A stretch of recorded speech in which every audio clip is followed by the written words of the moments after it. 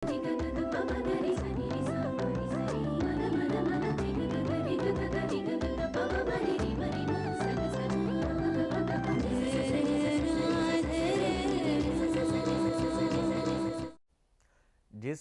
பாடுகள், மரணம் இவற்றை தியானிக்கும், சிந்திக்கும், நினைவு கூறுகின்ற பெரிய வள்ளி திருநாளிலே நாங்கள் உங்களை சந்திக்கின்றோம். இந்த இரண்டாவது கலந்துரையாடல் பகுதி மற்றும் ஒரு விசேடமான ஒரு பகுதியாக அமைய காத்திருக்கின்றது. காரணம், இந்த ஜேசனுடைய பாடுகள், மரணம் இவற்றை இன்றும் நாங்கள் நினைவு கூறுவதற்கான காரணம் என்ன, இது நமக்கு கற்றுத்தரும் படிப்பினை என்ன, விவிலியத்தினூடாக இந்த வேதாகமத்தினூடாகவே சொல்லப்படுகின்ற அற்புதமான படிப்பினைகள் என்ன, இவை தொடர்பாக நாங்கள் பேசுவதற்கு ஆயத்தமாக இருக்கின்றோம். இந்த பகுதியில் நம்மோடு இணைந்து கொள்கின்றார் இலங்கையினுடைய தேசிய கிறிஸ்தவ மன்றத்தினுடைய பொதுச் செயலாளர் அருட்தந்தை சுஜிதர் சிவநாயகம் அவர்கள் இந்த வழியில் நம்மோடு இணைந்திருக்கின்றார். வணக்கம் ஃபாதர், பணிவன்போடு கலையத்துக்கு வரவேற்கின்றோம். வணக்கம் ஜெயமா. நாங்கள் இந்த சிறப்பான நேர்காணல் பகுதியில் இணைந்திருக்கின்றோம் ஃபாதர். நாங்கள் இந்த திருவிவிலியத்தை, இந்த வேதாகமத்தை நாங்கள் எடுத்துக்கொள்வோமாக இருந்தால், பழைய ஏற்பாட்டிலும் இந்த பாஸ்கு பெருவிழா, பாஸ்கா என்பது மிக முக்கியமான ஒரு இடத்தை பெறுகிறது. விடுதலை பயணத்திலே நாங்கள் பார்க்கின்றோம், மிக முக்கியமான இடத்தை பெறுகிறது இந்த பாஸ்கா பெருவிழா. அதே போல் புதிய ஏற்பாட்டோடு நாங்கள் ஒப்பிட்டு பார்க்கின்ற பொழுது, இன்று நானும் சரி நீங்களும் சரி இந்த பாஸ்கு பெருவிழாவை கொண்டாடுவதற்கு, நாளை மறுதினம் நாங்கள் கொண்டாடுவதற்கு ஆயத்தமாக இருக்கின்றோம். இன்று பெரிய வழியிலே ஜேசனுடைய மரணத்தை நாங்கள் தியானிக்கின்றோம். ஆக இந்த பழைய பாஸ்காவுக்கும், பழைய ஏற்பாட்டில் சொல்லப்பட்ட பாஸ்காவுக்கும் இப்பொழுது நாங்கள் கொண்டாடுகின்ற இந்த பாஸ்கு அல்லது ஈஸ்டர் அல்லது இந்த உயிர்த்த ஞாயிறு, இவற்றுக்கும் இருக்கின்ற ஒற்றுமைகள், அதே போல் வித்தியாசங்களை கொஞ்சம் இனம் காண முடியுமா? நன்றி இந்த கேள்வியை கேட்டமைக்காக. இஸ்ரவேல் மக்களுடைய விடுதலை பயணம் என்பது பழைய ஏற்பாட்டிலே விடுதலை பயண நூலிலே எங்களுக்கு குறிப்பிடப்பட்டிருக்கின்றது. அவர்கள் தங்களுடைய விடுதலை பயணத்தை நினைவு கூறுவதற்காக கொண்டாடப்பட்ட ஒரு திருவிழாவாகத்தான் இந்த பாஸ்காவை அவர்கள் பார்க்கின்றார்கள். எகிப்து நாட்டிலே அவர்கள் அடிமைகளாக இருந்தபோது, பார்வோன் மன்னனுக்கு அடிமைகளாக அவர்கள் இருந்தபோது, அவர்கள் மோசே, அதற்கப்புறம் ஆரோன் அவர்களோடு இணைந்தவர்களாலே அவர்கள் மீட்கப்பட்டு அவர்கள் தங்களுடைய இடத்தை நோக்கி வந்தபோது அதை அவர்கள் நினைவு கூற ஆரம்பிக்கின்றார்கள். எப்படியான ஒரு கசப்பான அனுபவத்துக்கூடாக நாங்கள் மீண்டு வந்தோம் என்பதை நினைவு கூற. ஏனென்றால் அவர்கள் அந்த பயணத்தை ஆரம்பிக்க முதல் அந்த இடத்திலே இருந்து மீட்பதற்கு, அவர்கள் மீட்டு கொள்ளப்படுவதற்கு ஆயத்தமாகின போதெல்லாம் அங்கே பல தடைகளை, அவர்கள் அங்கேருந்து தப்பி சென்று விடக்கூடாது என்பதற்காக அங்கே பல தடைகளை பார்வோன் மன்னன் அங்கே இருக்கின்றான். அதிலே அந்த தடைகள் எல்லாவற்றையும் தாண்டி வருவதற்கு அவர்களுக்கு பல சந்தர்ப்பங்களும் கொடுக்கப்படுகின்றது. இதை எப்படி அந்த நினைவு கூற அவர்கள் ஆயத்தமாகின்றார்கள் என்றால், ஒரு சமயம் கடவுள் அங்கு இறுதியாக கூறுகின்றார், நீங்கள் உங்களுடைய பிரயாணத்தை ஆரம்பிப்பதற்கு முன்பதாக ஒரு கொளுத்த கண்டை, பழுதற்ற கண்டை, உங்களிடத்திலே இருக்கின்ற நல்ல ஆட்டு மந்தைகளிலே இருக்கின்ற நல்ல ஒரு கொளுத்த கண்டை நீங்கள் தெரிவு செய்ய வேண்டும். அந்த தெரிவு செய்வதற்கும் அவர் பலவிதமான திட்டங்களை, அங்கே வரையறைகளை கொடுக்கின்றார்.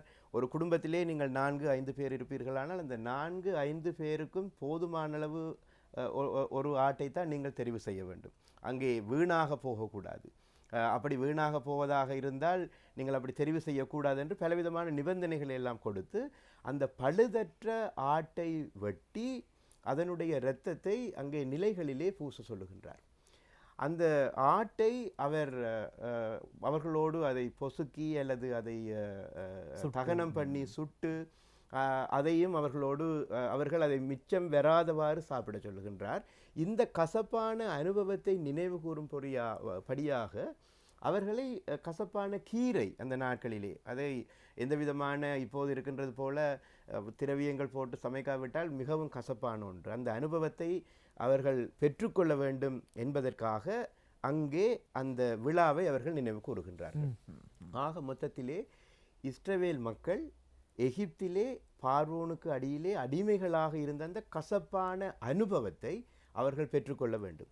இவர்கள் இப்பொழுது இந்த விடுதலை பயணத்தின் போது தங்களுடைய இந்த பாதைகளிலே வந்து தங்களுடைய இடத்தை அடைந்த பிறகு அது எவ்வாறு நினைவு கூறப்பட்டதென்றால், இந்த விழா ஒரு வீட்டு தலைவன் தங்களுடைய வீட்டு அங்கத்தவர்களோடு அங்கே கூடியிருப்பார். அந்த இடத்திலே இதே போல பழுதற்ற ஆடொன்று அங்கே வெட்டப்பட்டு, போதுமான அளவு இறைச்சி அங்கே தகனம் செய்யப்பட்டு, கசப்பான கீரை, புளிப்பெற்ற மாவு செய்யப்பட்ட ரொட்டி துண்டுகள் அங்கே இருக்கும். இவையெல்லாம் சொல்லுகின்ற போது அந்த அவர்கள் அனுபவிக்க முற்படுகின்ற போது தலைவர் மக்களுக்கு அல்லது அங்கே இருக்கின்ற அவருடைய பிள்ளைகளுக்கு மனைவிக்கு கதையை சொல்லுவார். எவ்வாறான அனுபவத்துக்கூடாக நாங்கள் வந்தோம், நீங்கள் இதை நினைவிலே கொள்ள வேண்டும், இதுதான் நாங்கள் மூதாதையராக உங்களுடைய அப்பா அம்மா பட்ட கஷ்டம், இந்த அனுபவம் இதுதான் என்பதை புரிந்து கொள்வதற்கான அடையாளம்தான் இந்த உணவு வகைகள் என்று சொல்லுவார்.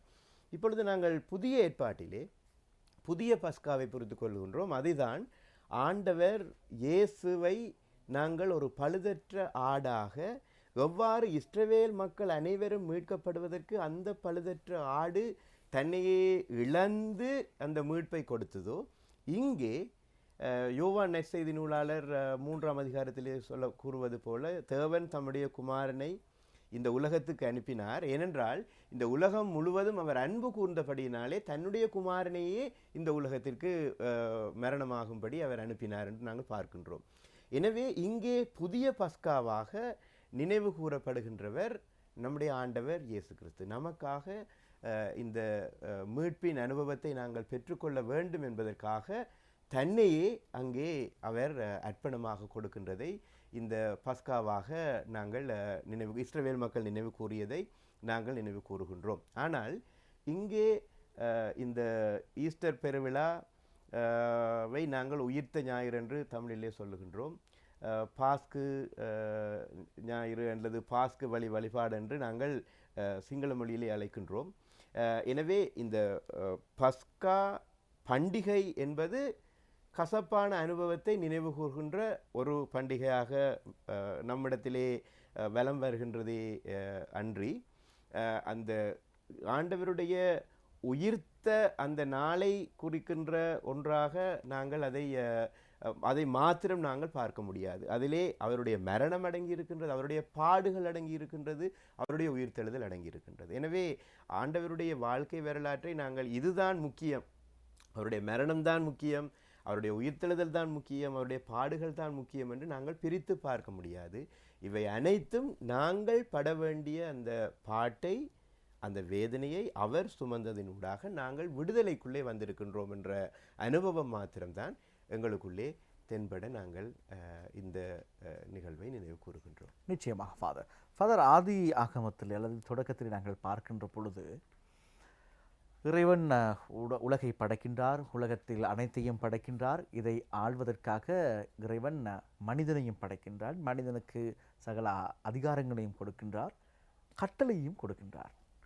ஒரு மரத்தை காட்டுகின்றார், அந்த மரத்தில் இருக்கிற கனியை மாத்திரம் உண்ணக்கூடாது என்று ஒரு கட்டளையை இறைவன் கொடுக்கின்றார்.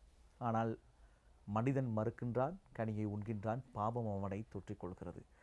அன்று ஆரம்பித்த பாவம் ஆண்டுகள் பல சென்று சென்று சென்று சென்று சென்று சென்று சென்று சிலுவை மரத்திலே முடிவுக்கு கொண்டு வரப்பட்டு, சிலுவை மரத்திலே நம் மனித குலத்துக்கான மீட்பு ஆரம்பமாகுவதாக நான் பார்க்கின்றேன். இது விவிலிய அறிஞர்கள் சொன்ன விடயம் கிடையாது. ஆனால் இரண்டு இடத்திலும் இந்த மரம் என்கின்ற ஒரு விடயம் இருப்பதன் காரணமாக அந்த மரத்திலே ஆரம்பிக்கப்பட்ட பாவம் ஜேசுனுடைய இந்த சிலுவை மரத்திலே முடிவுக்கு கொண்டு வரப்பட்டு மீட்பு கிடைப்பதாக நான் பார்க்கிறேன். நீங்கள் எப்படி பார்க்கிறீர்கள் ஃபாதர்? மனிதனுடைய அல்லது மனித சமூகத்திலே பாவம் நுழைந்ததற்கான காரணம் அந்த மரம் என்று நீங்கள் சொன்னீர்கள், அந்த மரத்தினுடைய கனி என்று சொன்னீர்கள். அது ஒரு அடிப்படையாக இருந்தாலும் மனிதன் படைக்கப்பட்ட போது அவனுக்கு அதிகாரங்கள், சகலவிதமான அதிகாரங்களோடும் அவன் படைக்கப்பட்டான் என்பதை நாங்கள் ஒரு வித்தியாசமான முறையிலே பார்க்க அழைக்கப்படுகின்றோம். இந்த காலத்திலே நீங்கள் திருவிவிலியத்தை பார்த்தீர்களானால் கடவுள் அவர்களை படைத்து நீங்கள் உங்கள் ஆற்றலுக்கு உட்படுத்துங்கள் என்று அழகாக திருவிவிலியத்திலே சொல்லப்பட்டிருக்கின்றது. நீங்கள் பகர் மொழிபெயர்ப்பை பார்ப்பீர்களானால் உங்களுடைய அனைத்தையும் நீங்கள் ஆண்டு கொள்ளுங்கள் என்று இருக்கின்றது. ஆற்றலுக்கு உட்படுத்தலும் ஆண்டு கொள்ளுதலும் மிகவும் வித்தியாசமானது. இப்போ இந்த காலங்களிலே நாங்கள் மனிதன் அந்த படைப்புகளிலே மனிதன் ஒரு உயர்ந்த இடத்திலும், படைப்புகள் எல்லாம் அல்லது மரம் செடி கொடி விலங்குகள் எல்லாம் அதற்கு கீழுமாக நாங்கள் பார்க்கின்றோம். ஆனால் கடவுளுடைய ஸ்தானத்தில் இருந்து நாங்கள் பார்க்கின்ற போது நாங்கள் அனைவரும் சமமானவர்கள் தான். ஆமாம், ஒரு பொருளை பயன்படுத்தி கொள்ளுங்கள் என்பதற்கும் இதை அடிமைப்படுத்திக் கொள்ளுங்கள் அல்லது அடிமையாக்கி நாங்கள் வாழ்வதற்கும் வித்தியாசம் இருக்கின்றது. எனவே இப்போ நான் நடந்து கொண்டு போகின்ற போது ஒரு மரத்தை காண்கின்றேனானால் அது வாடிக்கொண்டிருக்கின்றது என்றால் இது எனக்கு விருப்பம் என்றால் நான் நீர் ஊற்றுவேன், இல்லாவிட்டால் அது வாடி போகட்டும் என்கின்றதை தாண்டி அந்த ஆற்றலுக்கு உட்படுத்துதல் என்று சொல்லுகின்றது என்னுடைய ஆற்றலை அதற்குள்ளே வாங்குவது. எனவே நான் நீர் ஊற்றுவதற்கு கட்டாயம் கடமைப்பட்டவன் தான். எனவே அந்த பாவம் நுழைந்தது என்பது நாங்கள் போதுமான அளவு பாதுகாப்பை எங்களுடைய இயற்கைக்கு கொடுக்காததும் தான் இன்றைய நாளிலே. அதனாலே தான் நாங்கள் இப்பொழுதெல்லாம் அனைவரும் மிகவும் நீர் அருந்துகள் என்று சொல்லுகின்றோம். இந்த குளோபல் வார்மிங்கை பற்றி கதைக்கின்றோம், பூகோள சூட்டை பற்றி கதைக்கின்றோம், வெப்பமான நிலைகளை பற்றி கதைக்கின்றோம். இவை எல்லாமே மனிதன் சரியான முறையிலே தனக்கு கிடைத்தவற்றை பயன்படுத்தாத ஒன்று. எனவே நீங்கள் சொன்ன போல தனக்கு கிடைத்தவற்றை சரியான முறையிலே பயன்படுத்தாததும், தனக்கு கிடைத்த கட்டளைகளை சரியான முறையிலே நிறைவேற்றாததும் அந்த பழத்தை உண்டதற்கு காரணம் என்று சொல்லுகின்றோம். ஆனால் அதிலே பலவிதமான விவாதங்கள் அங்கே இருக்கின்றது. எல்லாத்துக்கும் அங்கே பெண் அடிமைத்தனத்தை உடையவர்கள் சொல்லுவார்கள் அது பெண் தான் செய்த பாவம் என்று. ஆனால் அப்படி அல்ல, அதையெல்லாம் தாண்டி நாங்கள் யோசிக்க வேண்டும். ஆனால் பவுலடிகளார் சொல்லுகின்றார், எந்த ஒரு மனிதனுக்கூடாக பாவம் இந்த உலகத்திலே நுழைந்ததோ அதே போல ஒரு மனிதனுக்கூடாக இந்த பாவம் இந்த உலகத்திலே இருந்து கழுவப்படுகின்றது. அதுதான் இயேசு கிறிஸ்து. அது எங்கே நடக்கின்றது என்றால், இந்த மக்கள் இந்த இடத்தை எதற்குமே பிரயோஜனப்படுத்த முடியாது, ஒரு பிரபல்யமான இடம் அல்ல. இன்றைக்கெல்லாம் பல பல இடங்களை எல்லாம் சொல்லுவார்கள், மிகவும் ஃபேமஸான அல்லது டூரிசம் ஏரியாண்டெல்லாம் சொல்லுவார்கள். ஆனால் கொல்கத்தாவை பொறுத்தவரையிலே அப்படியான ஒரு அடையாளம் இருக்கவில்லை. ஆனால் சிறு துரும்பும் பல்லு குத்த உதவும் என்பது போல அந்த இடத்திலே இருந்து முழு உலகுக்குமான மீட்பு கிடைப்பதற்கு அந்த இடமும் அந்த சிலுவை மரமும் அங்கே மிகவும் ஒரு பெரிய ஒரு விடுதலையை தருவதை நாங்கள் பார்க்கின்றோம். எந்த இடத்தை எதை நாங்கள் வேண்டாம் என்று சொல்லுகின்றோமோ, எதை நாங்கள் கீழ்ப்படியாமல் நடத்துகின்றோமோ அந்த இடத்திலே பாவம் நுழைகின்றது, தவறுகள் நுழைகின்றது. ஆனால் அதே நேரத்திலே இந்த நாசரேத்திலிருந்து ஏதாவது நன்மைகள் வருமோ என்று இயேசுவை நோக்கி எழுப்பிய கேள்விகள், அவருடைய பிறப்பை குறித்து எழுப்பிய கேள்விகள் எல்லாம் அங்கே முற்றும் பெறுவதை நாங்கள் பார்க்கின்றோம். உதாரணமாக மரியாளுடைய வாழ்க்கையை கூட நீங்கள் எடுத்து பார்த்தால் அவர் ஒரு மிகவும் விசித்திரமான ஒரு பாத்திரம் என்று சொல்லலாம். அவர் எல்லாவற்றையும் தன்னுடைய மனதிலே இருத்தி கொண்டார் என்கின்ற அந்த வாக்கியம் திருமறையிலே அவரை வர்ணிக்கின்ற இடங்களிலெல்லாம் வருகின்றது. அவரை தேவதூதன் முதலாக சந்தித்த போது, ஆண்டவரே உமக்கு அடிமை என்று அந்த வசனம் முடிகின்ற போது எல்லாவற்றையும் தன்னுடைய மனதிலே இருத்தி கொண்டார். அங்கே நாசரத்தூரிலே இயேசு முதலாக அந்த திருமறையை ஏசாயா நூலை வாசித்து அங்கே ஒரு குழப்பம் ஏற்படுகின்றது. இவன் தச்சனுடைய மகனா, இவனுக்கு அப்படி இவ்வளவு அறிவெல்லாம் வந்தது? அவர் அங்கே இருந்து எல்லாவற்றையும் தன்னுடைய மனதிலே இருத்தி கொண்டார். இதற்கு எல்லாத்துக்குமான நோக்கம் என்ன, ஏன் இதெல்லாம் நடக்க வேண்டும் என்பதை அந்த திருவள்ளுவர் சொல்லுகின்றது போல, ஈன்ற பொழுதில் பெரிதுவர்க்கும் தன் தாய் சான்றோன் என கேட்ட தாய், பெரிதுவர்க்கும் தன் மகனை சான்றோன் என கேட்ட தாய். என்னுடைய மகன் இப்படியான துன்பங்கள், இப்படியான துயரங்கள் எல்லாம் பட்டது, அம்மா இதோ உன்னுடைய மகன், யோவான் இதோ உன்னுடைய தாய் என்று சொல்லுகின்ற போது அவர் அங்கே புரிந்து கொள்ள ஒரு சந்தர்ப்பம் அங்கே கொடுக்கப்படுகின்றது அவருக்கு. அந்த மரம் அங்கே பேசுகின்றது, இயேசு அங்கே பேசுகின்றார்.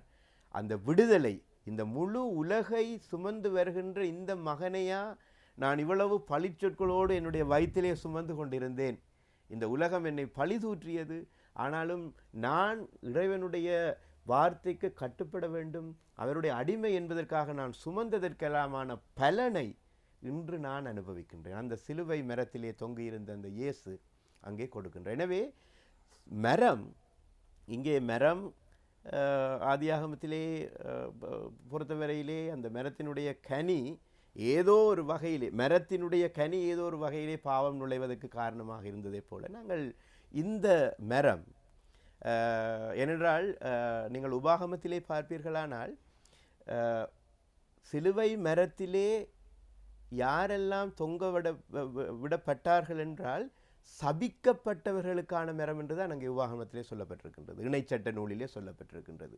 எனவே இங்கே இயேசு இந்த மரத்தை சபித்தலுக்கு என்கின்ற அந்த அடையாளத்தில் இருந்து மீட்டல் அல்லது மீட்பு பணிக்கின்ற ஒரு அடையாளமாக்கி கொடுக்கின்றார் அந்த சிலுவையை. எனவே இங்கே மரம் மீட்கின்றது, அங்கே ஒரு மரம் ஏதோ ஒரு வகையில் இந்த மனுக்குலம் பாவத்துக்குள்ளே விழுவதற்கு அடிமையாகின்றது. அருமையான ஒரு தொடர்பை நீங்கள் ஏற்படுத்தி இருக்கின்றீர்கள், அதற்காக நன்றி. நன்றி நன்றி நன்றி ஃபாதர், மிக நன்றி. அவமானத்தின் சின்னம் இன்று மீட்பின் சின்னமாக மாறியது, நம் அனைவரையும் மீட்கும் சின்னமாக மாறியது. இன்று ஒரு ஒரு கௌரவத்துக்குரிய ஒரு சின்னமாக இருக்கிறது சிலுவை. அது கழுத்திலே இருந்தால் அந்த மனிதனுக்கு ஒரு தனி மதிப்பு கிடைக்கின்றது. எந்த இடத்தில் சிலுவை இருக்கிறதோ அந்த இடத்துக்கும் மரியாதையும் வரவேற்பும் கௌரவமும் மீட்பும் கிடைக்கிறது. சரி, ஆணி கொண்ட தன்னுடைய காயங்களினால் அந்த பார சிலுவையிலே உயிர் விட்டு இயேசு கிறிஸ்து நமக்காக மீட்பை கொண்டு வந்தார். இன்று நாங்கள் அதனை தியானிக்கின்ற ஒரு நாளாக அமைந்திருக்கின்றது. ஒரு இனிய பாடல் அவருடைய அந்த சிலுவை மரணத்தை உங்களுக்கு எடுத்து காட்டுகின்ற ஒரு அழகான ஒரு பாடல் இருக்கிறது, பார்த்துட்டு வரலாம். இயேசு கிறிஸ்துவனுடைய அந்த பாடுபட்ட சிலுவையை அன்போடு பக்தியோடு முத்தி செய்கின்ற திருநாளாக இந்த பெரிய வெள்ளி திருநாள் அமைந்திருக்கின்றது. நாங்கள் பெரிய வெள்ளி தினத்தை பக்தியோடு அனுஷ்டிக்கின்றோம், கடைப்பிடிக்கின்றோம். அற்புதமான ஒரு திருநாளில் நாங்கள் இந்த சிறப்பான நேத்ராவின் நேர்காணலோடு உங்களை நாங்கள் சந்திக்கின்றோம். அறத்தந்தையோடு நாங்கள் தொடர்ச்சியாக பேசலாம். ஃபாதர், இந்த பெரிய வெள்ளி, பெரிய வியாழன், அல்லேலூயா சனிக்கிழமை, பாஸ்கர் ஞாயிறு இந்த நாட்களை நாங்கள் மிகவும் பரிசுத்தமாக விசேடமாக குருத்தொலை ஞாயிற்று முதல் இன்று வரை நாங்கள் இந்த பரிசுத்த வாரமாக நாங்கள் அனுஷ்டிக்கின்றோம். தவக்காலத்தில் சில 40 நாட்களும் ஒருவேளை உபவாசம் இருப்பார்கள். உறுத்தல் உபவாசத்தோடு மிகவும் விசுவாசத்தோடு மக்கள் இருக்கின்றார்கள். இப்படியெல்லாம் இதை கடைபிடிக்க வேண்டும். இந்த கடைபிடித்தல் இந்த 40 நாட்கள் மாத்திரமா, அதை வாழ்நாள் முழுவதும் கொண்டு செல்வது என்றால் எப்படி? மிகவும் சிறப்பான ஒரு கேள்வி. உண்மையாகவே நோன்பு பற்றி திருமறை தெளிவாக சொல்லுகின்றது. ஏசாயா தீர்க்கதரிசனுடைய புஸ்தகத்தை நீங்கள் திருப்பி பார்ப்பீர்களானால் அங்கே உண்ணா நோன்பு என்பது உன்னை ஒறுத்து உன்னை வெறுத்து சாப்பிடாமல் இருந்து நீர் குடிக்காமல் இருந்து செய்கின்றதை நான் எதிர்பார்க்கவில்லை. உன்னுடைய இதயத்தை கிழித்து நீ எங்கேயெல்லாம் மக்கள் உணவில்லாமல் இருக்கின்றார்களோ அந்த இடத்துக்கு நீ பகிர்ந்து கொள்வதும் உன்னுடைய வாழ்க்கையை மற்றவர்களோடு இணைத்து பார்ப்பதும் பற்றித்தான் அங்கே சொல்லுகின்றது. எனவே இங்கே உணவாகாரத்தை தவிர்த்து கொள்ளல் என்பது எங்களுடைய வாழ்க்கையிலே நாங்கள் எங்களுடைய சரீரத்துக்கு நாங்கள் கொடுக்கின்ற ஒரு கட்டுப்பாடு அல்லது ஒரு டிசிப்ளின் என்று சொல்லலாம். ஆனால் அதே நேரத்திலே நாங்கள் உணவை மாத்திரம் தவிர்த்து கொண்டு எங்களுக்கு தேவையான மற்றைய விடயங்கள் எல்லாவற்றையும் நாங்கள் குறை கூறி இன்னொருவரை கொற்றி புறம் கூறி களவெடுத்து இன்னும் ஏதாவது தீன் செயல்களை நாங்கள் செய்து கொண்டிருப்போமானால் நாங்கள் எவ்வளவுதான் உண்ணாமல் இருந்தாலும் அதிலே பயனில்லை. அந்த விடயத்தை நாங்கள் திருமறை சார்ந்து புரிந்து கொள்வதென்பது மிகவும் முக்கியமான ஒன்று. எனவே நிராகாரமாக இருப்பதென்பது எங்களுடைய வாழ்க்கையிலே நாங்கள் எங்களுடைய உடல் ரீதியாக எங்களுக்கு ஏற்படுத்தி கொள்ளுகின்ற ஒரு விடையாக இருந்தாலும், ஒரு பழக்க வழக்கமாக நாங்கள் ஏற்படுத்தி கொண்டாலும், இதை தாண்டி ஆன்மீக ரீதியாக நாங்கள் எவ்வாறு எங்களை ஒருத்து கொள்ளலாம், அந்த கேள்வி ஒவ்வொருவரும் நிராகாரத்திலே ஈடுபடுகின்ற ஒவ்வொருவரும் நாங்கள் நினைத்து பார்க்க வேண்டும். இப்போ நாங்கள் இதே காலத்திலே எங்களுடைய முஸ்லீம் அயலவர்கள் சகோதரர்கள் தங்களுடைய நோன்பு காலத்தை அனுஷ்டித்து வருகின்றார்கள். அதிலே அவர்கள் சக்காத் என்ற ஒன்றை எப்படியும் கடைபிடிப்பார்கள். இந்த நாட்களிலே சாதாரண நாட்களிலும் அவர்களுடைய 5 பெரும் தூண்களிலே அதுவும் ஒன்று. தங்களுடைய இருக்கின்ற வளங்களிலே 2.5% ஏழைகள் பால் அல்லது தேவை உள்ளவர்கள் பால் பகிர்ந்து கொடுக்கின்ற ஒன்று. எனவே எவ்வளவுதான் நாங்கள் நோன்பை பற்றி அல்லது நாங்கள் எங்களுடைய உடம்பை வருத்தினாலும் எங்களுடைய உடம்பு அல்லது எங்களுடைய வார்த்தை, எங்களுடைய கைகளின் பிரயோகங்கள், கால்களின் பிரயோகங்கள், எண்ணங்களின் பிரயோகங்கள் இன்னும் ஒருவரை ஒறுக்காமல் இருக்க வேண்டும், இன்னும் ஒருவரை உடைக்காமல் இருக்க வேண்டும். அதுதான் இந்த நோன்பு காலமாக அமைய வேண்டும். ஆண்டவர் இயேசு இந்த 40 நாட்கள் ஒரு வனாந்தரத்துக்கு சென்று உண்ணாமல் இருந்து இந்த தவசு காலத்தை அனுபவித்ததை திருச்சபையாக நாங்கள் நினைவு கூறுகின்றோம். அவருடைய தவசு காலம் எல்லாம் எதை மையமாக கொண்டதென்றால் ஆயத்தத்தை மையமாக கொண்டது. ஆண்டவர் இந்த உலகத்துக்கு வந்து கிட்டத்தட்ட 3.5 வருட காலம்தான் அவர் தன்னுடைய பணியிலே ஈடுபட்டவர். அந்த 3.5 வருட காலத்துக்குமான ஆயத்தத்தை இந்த 40 நாட்களும் அவர் செய்கின்றார். அதனாலே தான் இந்த 40 நாட்கள் நிறைவிலே அல்லது அவருடைய அந்த சூழ்நிலையை அறிந்து அலகை அவரை சோதிக்க முற்படுகின்ற போது அங்கே கொடுக்கின்ற 3 சோதனைகளும் இந்த நோன்பை அடையாளமாக கொண்டது. நாங்கள் அதை அப்படித்தான் நினைத்து பார்க்க வேண்டிய அவசியத்தில் இருக்கின்றோம். இந்த அப்பமே எல்லாம் மிகவும் பசியோடு இருக்கின்றார் என்பதை அறிந்து நீர் நினைத்தால் இதை இந்த கற்களை எல்லாம் அப்பமாக்க முடியும். ஏனென்றால் அங்கே தேவை ஒன்று இருக்கின்றது. ஆனால் அவர் சொல்லுகின்றார், இந்த அப்பத்தினால் மாத்திரமல்ல, உண்மையாகவே இந்த நோன்பை கடைபிடிக்கின்றவனோ அல்லது உண்மையான மார்க்கத்தில் வாழ்கின்றவனோ கடவுளுடைய வாயிலிருந்து புறப்படுகின்ற வார்த்தைகளினாலே பிழைப்பான். அதை இன்றைய திருச்சபை எப்படி விளங்கி கொள்ளுகின்றதோ எனக்கு தெரியாது. ஆனால் அங்கே வெறுமனே நாங்கள் அந்த வார்த்தையை பார்க்க வேண்டிய அவசியம். எனவே திருமுறையை எடுத்து நான் நாள்தோறும் அதை வாசித்து கொண்டிருப்பேனானால் நான் பிழைத்து விடுவேன், அது அல்ல. ஒவ்வொரு வார்த்தைகளும் மனிதன் வாழ வேண்டிய வழியை சொல்லிக் கொடுக்கின்றது, உழைப்பினுடைய பலத்தை வலியுறுத்துகின்றது. எனவே அந்த வார்த்தைகளினாலே மனிதன் பிழைப்பான். எனவே நீ சோம்பேறியாக இருத்தல் ஆகாது. நீ வாழ்கின்ற வாழ்க்கை உன்னை சார்ந்ததும் அயலவன் சார்ந்ததுமாக இருக்க வேண்டும் என்பதை அடிப்படையாக கொண்டு அங்கே பதிலளிக்கின்றார். அதே போலதான் நீர் தாள குதியும் அங்கே அவருடைய ஆற்றலுக்கு அவருடைய சவாலாக வருகின்ற ஒரு சோதனை அவருடைய. அதனாலே தான் பிலிப்பியர் எழுதின நிருபத்திலே சொல்லப்படுகின்றது, அவருடைய தாழ்மையின் மன்றாடல் சொல்லப்படுகின்றது, தாழ்மையின் ரூபம். ஆண்டவர் இயேசு தன்னை தாழ்த்தினார். எதுவரைக்கும் தாழ்த்தினார்? சிலுவையின் மரணம் வரைக்கும் தாழ்த்தினார். கடவுளோடு சமமாக இருப்பதை ஒரு கொள்ளையாடின பொருளாக அவர் எண்ணாமல், அவர் நினைத்திருந்தால் அலகையினுடைய நோக்கமும் அதுதான். இந்த நேரத்திலாவது இவர் இதை பயன்படுத்த மாட்டாரா, இந்த பலத்தை பயன்படுத்த மாட்டாரா, இந்த வல்லமையை பயன்படுத்த மாட்டாரா, பயன்படுத்தினால் அங்கே அவர் தோற்று விடுவார். அங்கே நாங்கள் பார்க்க வேண்டிய முக்கியமான விடயம், திருமறையிலே ஆண்டவர் தன்னை குறித்து சொல்லுகின்ற போதெல்லாம் எப்போதும் தனக்கு தான் அளித்த பெயர் மனுஷகுமாரன். அங்கே வேதனைப்பட்டவர்களோடு தன்னை இணைத்து பார்க்கின்ற ஒருவராகவே அவர் தன்னை அடையாளம் காட்டுகின்றார். எனவேதான் இந்த காலங்களிலே நாங்கள் நிராகாரமாய் இருப்பதென்பது நாங்கள் எங்களுடைய உடம்புக்கு செய்கின்ற அல்லது சரீரத்துக்கு செய்கின்ற ஒரு டிசிப்ளினாக இருக்கலாம். ஆனால் அதே நேரத்திலே எங்களுடைய ஆன்மீகத்துக்கு நாங்கள் செய்கின்ற டிசிப்ளின், நாங்கள் ஆன்மீகத்துக்கு கொடுக்கின்ற கட்டுப்பாடு என்பது வாழ்க்கை பூராகவும் இருக்க வேண்டும்.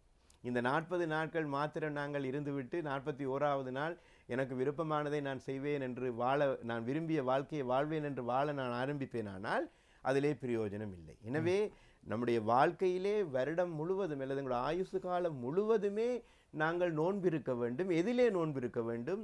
நான் பொய் சொல்லாமல் இருப்பதற்கு நான் நோன்பிருக்க வேண்டும், களவு செய்யாமல் இருப்பதற்கு நான் நோன்பிருக்க வேண்டும், நான் குறை கூறாமல் இருப்பதற்கு நான் நோன்பிருக்க வேண்டும், நான் மற்றவரை குறித்து எப்போதுமே குறைவாக பார்ப்பதை தவிர்த்து கொள்ள வேண்டும். எனவே அவற்றிலே இருந்து நான் எப்படி என்னை மீட்டு கொள்ளலாம் என்பதை குறித்த சிந்தனையும் என்னை நான் ஆயத்தப்படுத்துகின்ற காலமாகவும், என்னுடைய வாழ்க்கையிலே நான் இன்னும் பல மடங்கு தூரம் நடந்து செல்வதற்கு என்னை இந்த காலம் எவ்வாறு ஆயத்தப்படுத்துகின்றது என்பதையும் அடிப்படையாக கொண்டது. எனவே நோன்பு நாட்கள் அவசியமானது.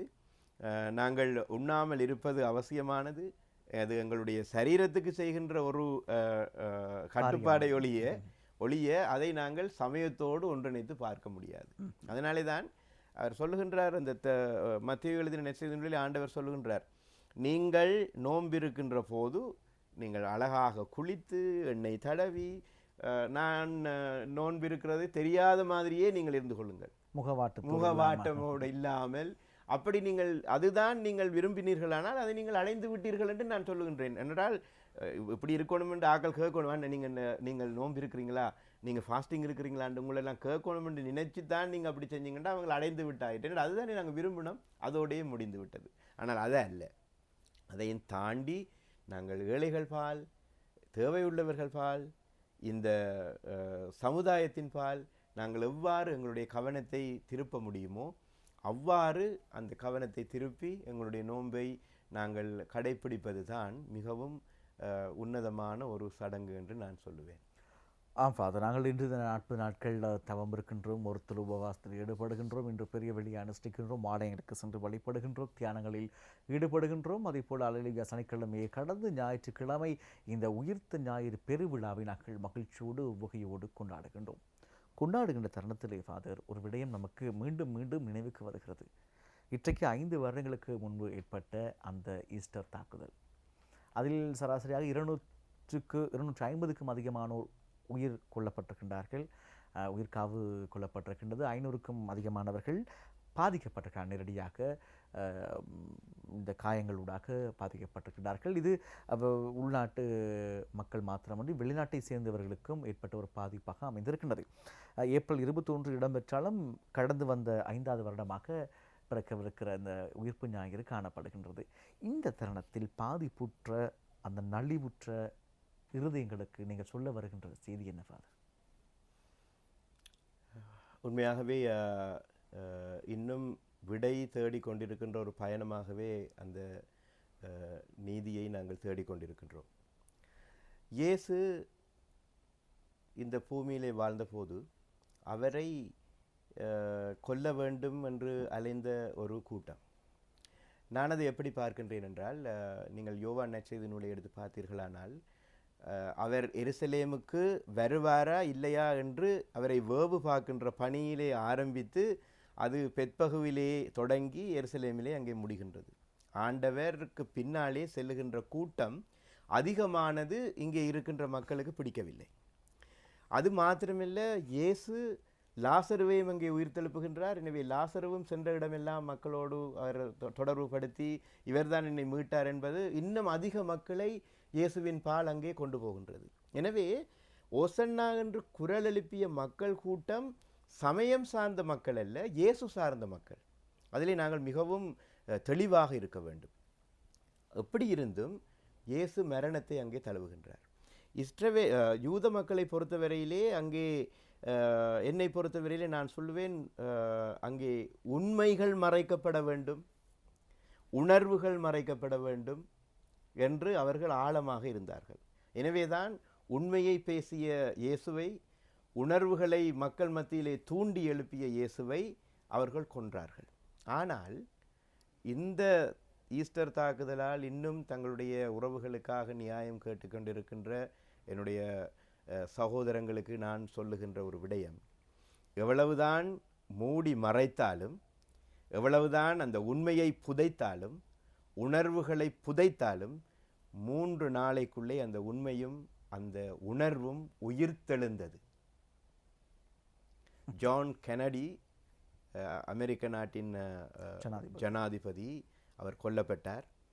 ஆனால் அந்த சிறைச்சாலையிலே இருந்த அந்த சம்பந்தப்பட்ட அல்லது சந்தேகத்திலே இருந்த அந்த நபரை சிறைச்சாலைக்குள்ளும் எந்த விதமான விடயங்களும் சென்றுவிடக்கூடாது என்று அங்கேயும் வைத்து கொலைகள் நடந்தது.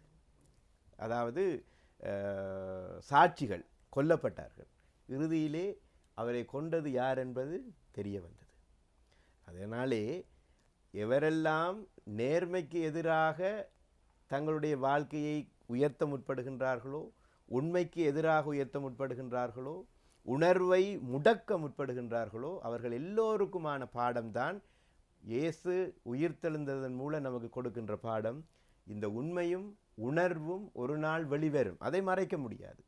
என்னதான் 5 மணி நேரம் 6 மணி நேரம் கொண்டு போய் இன்வெஸ்டிகேஷன் செஞ்சாலும், என்னதான் பிழைகள் மறைக்கப்பட்டாலும், ஒன்றை மாத்திரம் இந்த அரசாங்கம் தெளிவாக புரிந்து கொள்ள வேண்டும், உணர்வுகளை ஒரு காலமும் அடக்கி ஒடுக்க முடியாது, உண்மையை அடக்கி ஒடுக்க முடியாது. அது ஒரு நாள் வெளிவரும்.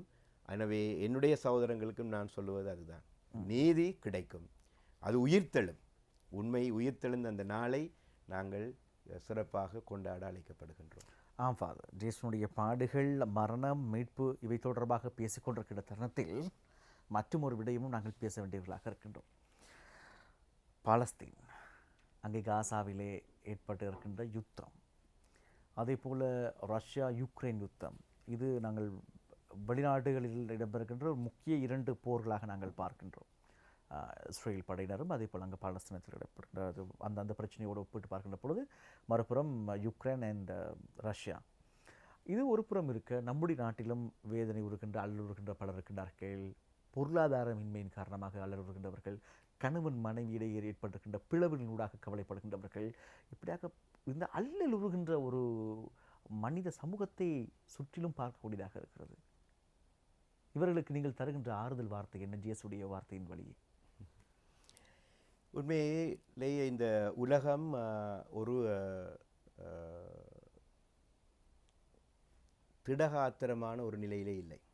நீங்கள் சொன்னது போல பலஸ்தீனா பிரச்சனை, யுக்ரைன் பிரச்சனை, எங்களுடைய நாட்டிலே இருக்கின்ற பொருளாதார பிரச்சனை எல்லாம் ஒரே நேரத்திலே இந்த உலகை, அதை தாண்டி பலவிதமான தொற்று நோய்களின் தாக்கங்கள் திரும்பவும் வருவதாக நாங்கள் கேள்விப்படுகின்றோம்.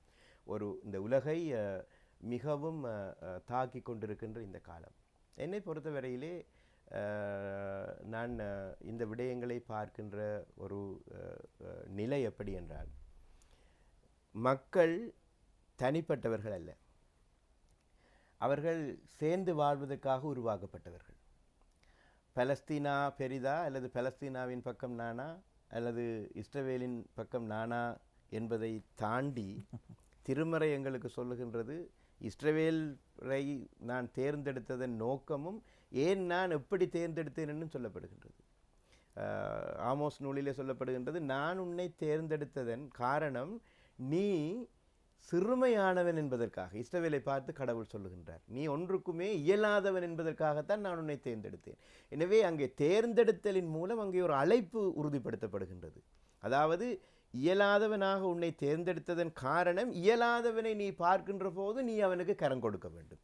எனவே தேர்ந்தெடுத்தலும் ஒரு அழைப்பு. அந்த அழைப்பிலே நாங்கள் தவறிவிடுகின்றோம். எங்களை பொறுத்தவரையிலே மனித நேயம் சாகாமல் எப்படி நாங்கள் பேணி காக்க முடியும்?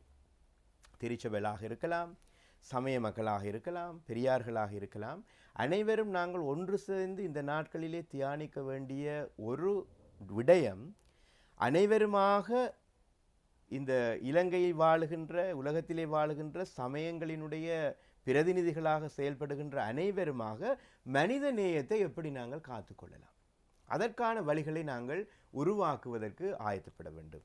அதை விடுத்து சமயங்களுக்குள்ளே எப்படி பிரச்சனைகளை உருவாக்குவது என்பதிலும் அல்லது இனங்களுக்கு இடையிலே எப்படி பிரச்சனைகளை உருவாக்குவது என்பதும் காலங்களை வீணடிக்காமல் நாங்கள் ஒன்றாக்கப்படுவதற்கு எங்களை உடன்பட வேண்டும் என்பது என்னுடைய ஒரு கனிவான கருத்து. அதோடு சேர்ந்து இன்னும் ஒன்றை நான் சொல்ல முற்படுவேனானால், இந்த நம்முடைய சந்தர்ப்பம் அல்லது இந்த காலம் இலங்கையை பொறுத்தவரையிலே மிகவும் ஒரு பயங்கரமான ஒரு சவாலான காலம். எல்லோரும் பசுமையை தேடி போகின்றோம் என்று சொல்லி இலங்கையை விட்டு ஓடிக்கொண்டிருக்கின்றார்கள். பல அறிஞர்கள் சொல்லுகின்றார்கள், இன்னும் போகின்ற நாட்களில் இந்த வேகத்தை பார்த்தால் இலங்கை இன்னும் ஒரு 10 வருடங்களிலே ஒரு மூளை வளர்ச்சி குன்றிய ஒரு இலங்கையாக மாறிவிடும். ஏனென்றால் செல்லுகின்றவர்கள் எல்லாம், இங்கே வாழ முடியாது என்று செல்லுகின்றவர்கள் எல்லாம் பணபலம் உடையவர்கள் தான் செல்லுகின்றார்கள், இல்லாதவர்கள் இருக்கின்றார்கள். அது மாத்திரமல்ல, வேலைகளிலே மிகவும் திறம்பட்டவர்கள், வைத்தியர்கள், என்ஜினியர்கள் எல்லோரும் போகின்ற அநேகர் ஸ்கில் மைக்ரேஷன்ஸ்லே தான் போகின்றார்கள். கல்விமான்கள் செல்லுகின்றார்கள். எனவே இந்த இடத்திலே ஒரு பெரிய ஒரு பிரெயின் ட்ரெயின் சிச்சுவேஷன் ஒன்று கட்டாயம் வரும். எனவே அவை எல்லாவற்றையும் நாங்கள் சமப்படுத்த வேண்டுமானால் எங்களிடத்திலே இருக்கின்றவர்களை பலப்படுத்த வேண்டும். எங்களிடத்திலே இருக்கின்றவர்களை பலப்படுத்துவதற்கு நாங்கள் சமய ரீதியாக, இன ரீதியாக பிரிந்து அதை செய்ய முடியாது. இங்கே ஒருமைப்பாட்டின் அவசியம் வலியுறுத்தப்பட வேண்டும். ஒருமைப்பாட்டின் அவசியம் எங்களுடைய எல்லா விதமான பிரிவினைகளையும் தாண்டி அது உருவாக்கப்பட வேண்டும். நிலப்பிரச்சனையிலே அனைத்து இன மக்களும் இன்று ஏதோ ஒரு விதத்திலே பாதிக்கப்பட்டு கொண்டிருக்கின்றார்கள். எப்படி சமயங்களாக இணைந்து நாங்கள் இந்த பிரச்சனைக்கு தீர்வு காண முடியும்? எப்படி அரசாங்கத்தை நாங்கள் அணுக முடியும்? எப்படி இந்த பிரச்சனையை நாங்கள் ஒரு முடிவுக்கு கொண்டு வர முடியும் என்பதிலே எங்களுடைய பங்களிப்பு கட்டாயமாக இருக்க வேண்டும். எனவே இந்த காலங்கள் இவ்வாறான பொருளாதார ரீதியாக கஷ்டமான ரீதியாக இருக்கின்ற எல்லோருக்கும் ஒரு உயிர்த்த காலமாக, பொருளாதாரத்திலே இறந்து போயிருக்கின்ற, சமய அழுத்தங்களிலே இறந்து போயிருக்கின்ற, வேலை வாய்ப்புகளிலே இறந்து போயிருக்கின்றவர்களுக்கு இந்த காலம் அனைத்திலும் ஒரு உயிர்ப்பின் காலமாக செயல்பட நாங்கள் எல்லாம் வெல்ல இறைவனை நாங்கள் பிரார்த்தித்துக் கொள்கின்றோம். இலங்கைக்கு மிகவும் நல்ல ஒரு எதிர்காலம், இந்த உலகத்திற்கு நல்ல ஒரு எதிர்காலம் கிடைக்க வேண்டும் என்பதையும் நாங்கள் மனதிலே இருத்தி நாங்கள் பிரார்த்தித்துக் கொள்கின்றோம். ஆம் ஃபாதர், இப்பொழுது நாங்கள் ஜேசனுடைய பாடுகள் பற்றி நாங்கள் தியானிக்கின்றோம், பேசுகின்றோம், அந்த காட்சிகளை நாங்கள் பார்க்கின்றோம், புகைப்படத்தின் ஊடாக இப்பொழுது இருக்கின்ற எல்லா தொழில்நுட்பத்தின் ஊடாகவும் நாங்கள் பார்க்கின்றோம். ஆனால் இத்தனையும் செய்தது ஜேசு வெறும் 33 வயதில் தான், ஒரு இளைய பருவத்திலே தான் இத்தனை விடயங்களும் செய்து முடித்திருக்கார் என்று எண்ணி பார்க்கின்ற பொழுது ஆச்சரியமான ஒரு விடயமாக, இந்த வயதில் தெரியும், இருந்தாலும் அதை நாங்கள் எங்களுடைய வாழ்க்கையோடு ஒப்பிட்டு பார்க்கின்ற பொழுது இந்த வயதில் நாங்கள் என்ன செய்து கொண்டிருக்கின்றோம், என்ன செய்ய போகிறோம், என்ன செய்தோம் என்று ஒப்பிட்டு பார்க்கின்ற பொழுது வியப்புக்குரியதாக இருக்கிறது. இறை அழைத்தலுக்கு இளைஞர்களும் யுவதிகளும் முன்வர வேண்டும் ஃபாதர். அது விஷயமாக இந்த இத்தகைய ஒரு முக்கியமான புனித நாளிலே நாங்கள் பேச வேண்டியவர்களாக இருக்கின்றோம். ஆனால் நாங்கள் இதன் பக்கம் சென்று விட்டோம். எப்படி இறை பக்கம் செல்வது? இந்த இளைய சமூகத்துக்கு நீங்கள் சொல்லவிருக்கின்ற விடயத்தை பகிர்ந்து கொள்ளுங்கள். இது மிகவும் ஒரு முக்கியமான ஒரு கேள்வி, முக்கியமான ஒரு விடயம், மிகவும் பரந்த அளவிலே இது கதைக்கப்பட வேண்டிய விடயம். இது திருச்சபைகளில் மாத்திரமல்ல, மற்றைய சமயங்களில் மாத்திரமல்ல, நாட்டிலும் இருக்கின்ற ஒரு பிரச்சனை. எங்களிடத்திலே இரண்டாவது தலைமைத்துவம் இல்லை. இப்பொழுது நாங்கள் ஜனாதிபதி தேர்தல், பொது தேர்தலை குறித்து கதைத்து கொண்டிருக்கின்றோம். ஆனால் இப்போது இருக்கின்ற எங்களுடைய புள்ளி விவரவியல் சொல்லுகின்றது யாருமே 50% தாண்ட முடியாது. எங்களிடத்திலே ஆல்டர்னேட்டிவ்ஸ் இல்லை, எங்களிடத்திலே செகண்டரி லீடர்ஷிப் இல்லை, நாங்கள் அதை குறித்து சிந்திப்பதும் இல்லை. இது கட்டாயமாக நிலைநாட்டப்பட வேண்டிய ஒன்று, வலியுறுத்தப்பட வேண்டிய ஒன்று. அது எங்களுடைய திருச்சபைகளானாலும் சரி, சமய ரீதியானாலும் சரி, நாங்கள் இப்படியான வேலை நிறுவனங்களானாலும் சரி, எவ்வாறு அதை முன்னெடுக்கின்றோம் என்பது ஒரு கேள்வி. எப்படி இளைஞர் சமூகத்துக்கு நாங்கள் இடம் கொடுக்கின்றோம், அந்த இடம் கொடுப்புக்கு அல்லது அவர்கள் இதற்குள்ளே தங்களுடைய இன்ட்ரெஸ்டை காட்டாமல் வேறு வேறு வழிகளிலே தங்களுடைய இன்ட்ரெஸ்டை காட்டுவதற்கு நிறைய காரணங்கள் இருக்கின்றது. ஒன்று, மனிதன் மிகவும் குறைவானவன் எதிலே என்றால் இன்னும் ஒருவனுடைய ஒரு வளர்ச்சியை கண்டு அவனை தட்டி கொடுப்பது. அதிலே மிகவும் ஒரு பலவீனமானவன் என்று தான் நான் சொல்லுவேன். பலவீனமானவர் என்று சொல்லுவேன். அந்த நிகழ்ச்சி, அந்த ஒரு விடயத்தை மாத்திரம் சிம்பிளாக மிகவும் இலகுவாக நாங்கள் செய்ய தொடங்குவோமானால், ஐயோ நீங்கள் செய்தது மிகவும் நல்லது, நீங்கள் ஏன் இன்னும் அதை செய்யக்கூடாது, அந்த தட்டி கொடுப்பு, இன்னும் ஒருவரை வாழ்த்துவதற்கு நாங்கள் மறக்கின்ற விடயம், இன்னும் ஒருவரை ஒரு விடயத்திலே அவர் முன்னுக்கு வருகின்றார் என்பதை குறித்து நாங்கள் உள்ளூர மகிழ்ச்சி கொள்வதிலே நாங்கள் தவறுகின்ற சந்தர்ப்பங்கள். இப்படியாக இளைஞர்களை நாங்கள் இழப்பதற்கு பெரும் அளவிலே வழிவகுக்கின்றது என்றால் அது மிகையாகாது. நான் என்னுடைய சொந்த அனுபவத்திலே, என்னுடைய பணிக்கால அனுபவத்திலிருந்து நான் சொல்லுகின்றேன். அதனாலே தான் இன்றைய நாளிலே நாங்கள் பல விடயங்களை இளைஞர்களுக்கு சொன்னாலும் இன்று மினிஸ்ட்ரிக்கு அல்லது இந்த பணிக்கு அல்லது இவ்வாறான விடயங்களுக்கு வருவதற்கு ஆக்கள் இல்லை என்றதற்கு பல காரணங்கள். ஒன்று, இப்போ போதகர்மாருக்கு அல்லது குருவானவர்களுக்கு கிடைக்கின்ற கொடுப்பனவு மிகவும் குறைவு. அது மாத்திரமல்ல, ஒரே ஒரு ஸ்டீரியோ டைப்பான ஒரு வேலை. ஆனால் அதை தாண்டி பிள்ளைகள் இப்பொழுது வேறு வேறு விடயங்களிலே அந்த 5 நிமிடத்தை கூட எத்தனையோ காசு உழைப்பதற்கு பயன்படுத்துகின்றார்கள். இப்பொழுது பல பல வழிகள் எல்லாம் வந்திருக்கு. எனவே அந்த இன்ட்ரெஸ்ட் அங்கே இல்லாமல் போகின்றது என்று பல காரணங்களை சொன்னாலும், முக்கியமாக திருச்சபையோ அல்லது சமூகமோ அல்லது அரசியலோ இளைஞர்களுக்கான இடத்தை கொடுக்கின்றதா? கொடுத்தாலும் இளைஞர்களை அந்த இடத்திலே வளர்ப்பதற்கு என்ன படிமுறைகளை நாங்கள் எடுத்திருக்கின்றோம்? அதே நேரத்திலே வளர்ந்தவர்களாக இளைஞர்களுக்கு இந்த படிமுறைகளை சொல்லிக் கொடுப்பதற்கு எத்தனை பேர் முன் வருகின்றோம்? இன்று எத்தனையோ விதமான பாரம்பரிய மருத்துவங்கள் அவர்கள் ஒருவர் இறந்து விட்டால் அதோடையே சென்று விடுகின்றது. எத்தனையோ விதமான கலைகள் அதோடையே இறந்து விடுகின்றதா? ஏனென்றால் அங்கே இருக்கின்ற வரட்டு கௌரவம், அதை சொல்லிக் கொடுக்க முடியாது. நீங்கள் எத்தனையோ அட்வர்டைஸ்மெண்ட்ஸை நீங்கள் பார்ப்பீர்கள். அதிலே இந்த ஒரு ரெசிபியை செய்து கொடுப்பதற்கு அவர்கள் போடுகின்ற அந்த இன்க்ரீடியன்ட்கள், தேவையான சேர்மானங்களை பார்க்கின்ற போது மிளகு, மல்லி, கொத்தமல்லி எல்லாம் இருக்கும். அங்கே இடையிலே ஒன்று போடுவார்கள், சீக்ரெட் ரெசிபி. அதை சொல்லிக் கொடுக்க மாட்டார்கள். ஏனென்றால் அதை வைத்து இன்னும் ஒருவர் பிழைத்து விடுவார் என்கின்ற பயம். தொழில் ரகசியங்கள் இருக்கத்தான் வேண்டும். ஆனால் இளைஞர்களை பொறுத்தவரையிலே அந்த இடம் கொடுக்கப்பட வேண்டும், அதற்கான படிமுறைகள் எடுக்கப்பட வேண்டும். அது இப்பொழுது நடைபெறுவதில்லை. தட்டி கொடுக்கப்படுவதில்லை, ஒருவனை வாழ்த்துவதில்லை. மனிதனாக பிறந்தவன் அதை செய்ய வேண்டும். அதனாலே தான் ஆண்டவர், நான் முன்பும் அதை சொன்னேன், அனைத்தையும் ஆண்டு கொள்ளுங்கள் என்பதற்கும் அனைத்தையும் ஆற்றலுக்கு உட்படுத்துங்கள் என்பதற்கும் வித்தியாசத்தை மனிதன் புரிந்து கொண்டால் இளைஞர்கள் முன்னாக வருவதற்கும் தங்களுடைய இடத்தை பிடிப்பதற்கும் அங்கே சந்தர்ப்பங்கள் இருக்கும். எனவே வளர்ந்தவர்கள் அதை யோசிக்க வேண்டும். என்னுடைய காலம் முடிந்துவிட்டால் என்னுடைய காலத்திற்கு பிறகு இன்னும் ஒருவரை நான் உருவாக்கி இருக்கின்றேனா?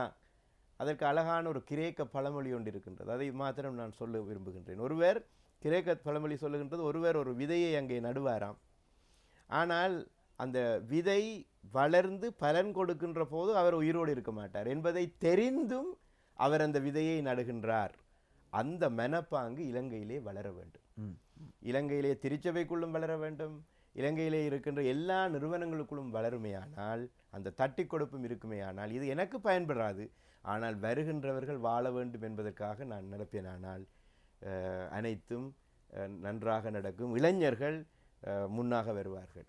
ஆம் ஃபாதர், நாங்கள் நிகழ்ச்சியின் இந்த கலந்துரையாடலின் இறுதி பகுதிக்குள்ளே வந்துவிட்டோம். இந்த தருணத்தில் இந்த உயிர்த்த ஞாயிறு இதை கடைப்பிடிக்கின்ற மக்களுக்கும் அதே போல கொண்டாடவிருக்கின்ற மக்களுக்கும் நீங்கள் தருகின்ற செய்தி என்ன? விசேடமாக இந்த பெரிய வெள்ளி நாளிலே, அதிலும் நாளை மறுநாள் நாங்கள் கொண்டாடவிருக்கின்ற உயிர்த்த ஞாயிறு கொண்டாடவிருக்கின்ற மக்களுக்கும் நீங்கள் சொல்லவிருக்கின்ற செய்தியை எதிர்பார்க்கின்றோம். இந்த நாட்களிலே பெரிய வெள்ளி தினத்தை நினைவு கூறுகின்ற உங்களுக்கும், மாலை மறுதினம் ஈஸ்டர் பண்டிகையை நினைவு கூற இருக்கின்ற உங்களுக்கும் நாங்கள் தருகின்ற நம்பிக்கையின் செய்தி இதுதான். கடவுள் நம்முடைய பாடுகளை சுமந்து நமக்காக மரித்து நமக்காக உயிர்த்து இன்றும் வாழ்ந்து கொண்டிருக்கின்றார். அந்த அனுபவத்தை நாங்கள் எங்களுடைய வாழ்க்கையிலே பெறுவது மாத்திரமல்ல, நாம் இந்த வாழ்க்கையை மற்றவர்களுக்கும் பிரயோஜனமாகி கொடுக்க வேண்டும். நாம் மற்றவர்களுக்காக பாடுகள் அனுபவிக்க ஆயத்தமாக இருக்கின்றோமா? மற்றவர்களுக்காக நம்மை இழக்க ஆயத்தமாக இருக்கின்றோமா? மற்றவர்களுக்காக நாம் வாழ, அதாவது உயிர்க்க ஆயத்தமாக இருக்கின்றோமோ? அதனாலே தான் இயேசு சொல்லுகின்றார், கோதுமை மணியானது நிலத்திலே விழுந்து சாகாவிட்டால் அது தனித்திருக்கும், செத்ததேயாகில் அது மிகுந்த பலனை கொடுக்கும். நாங்களும் இந்த நாட்களிலே எங்களுடைய பண்டிகைகளை எல்லாம் ஒருபுறம் ஒதுக்கி வைத்து பலன் கொடுக்கின்றவர்களாக முன்னே வர ஆயத்தமாக இருக்கின்றோமா? இந்த சமூகத்துக்கும் இந்த சமுதாயத்துக்கும் எப்போதும் வாழ்வு தருகின்றவர்களாக, அதை உயிர் பெறச் செய்கின்றவர்களாக நாங்கள் ஆயத்தமாக இருக்கின்றோமா என்கின்ற கேள்வியை நாங்கள் எழுப்புவதற்கூடாக இந்த காலங்களுக்குள்ளே உட் செல்ல உங்களை அன்போடு நாங்கள் அழைக்கின்றோம். மிக்க நன்றி ஃபாதர். ஆழமான கருத்துக்களை உங்களிடமிருந்து நாங்கள் பெறக்கூடியதாக இருந்தது. மிகவும் அற்புதமான பல கருத்துக்களை பகிர்ந்து கொண்டீர்கள். நேற்று அலைவரிசையின் சார்பாக உங்களுக்கு நாங்கள் நன்றிகளை தெரிவித்துக் கொள்ள கடமைப்பட்டிருக்கின்றோம். முன்கூட்டிய உயிர்த்த ஞாயிறு வாழ்த்துக்களையும் தெரிவிக்கின்றோம். நன்றி ஃபாதர். உங்களுக்கும் வாழ்த்துக்கள் ஜெயமான். இந்த தினம் நம்மோடு இந்த இரண்டாவது கலந்துரையாடல் பகுதியில் இணைந்து கொண்டவர் தேசிய கிறிஸ்தவ மன்றத்தினுடைய பொதுச் செயலாளர் அருட்தந்தை சுஜிதர் சிவநாயகம் அவர்கள். ஆழமான பல கருத்துக்களை இன்றைய தினம் நம்மோடு பகிர்ந்து கொண்டார். இன்று பெரிய வெள்ளி தினம். இன்றும் நாங்கள் ஆலயம் செல்லாமல் இருப்பது மிகவும் தவறான ஒரு விடயம். இதுவரையிலும் செல்லவில்லை என்று சொன்னால் தயவு செய்து பகல் வேளைகளில் அல்லது மாலை வேளையில் செல்லுங்கள்.